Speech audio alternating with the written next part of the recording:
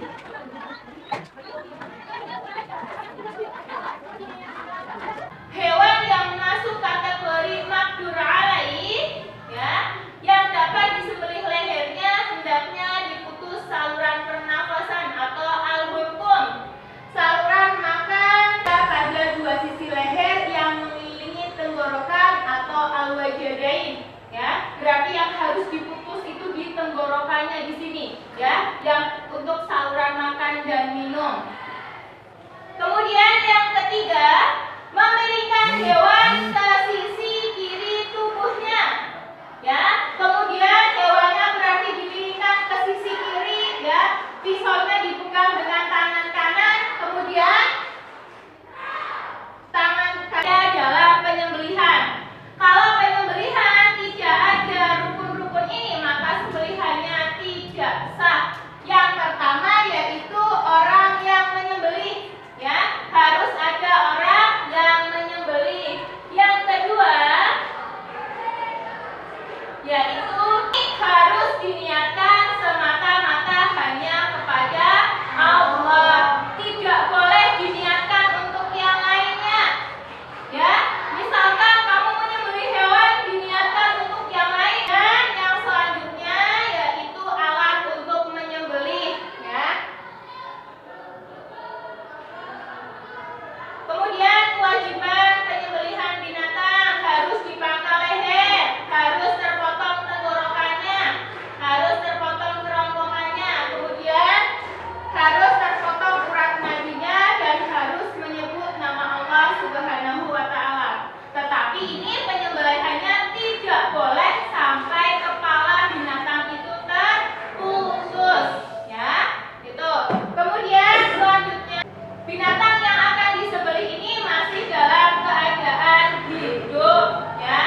Karena kalau binatang yang sudah mati maka itu tidak boleh disembelih lagi atau karena sudah menjadi binatang. Menggunakan alat yang tajam, memotong dua urat. Cara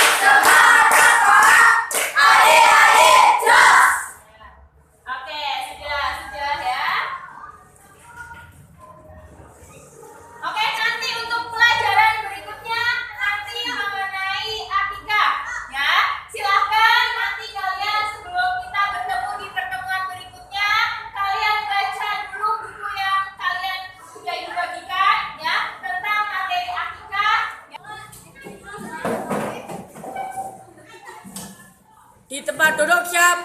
B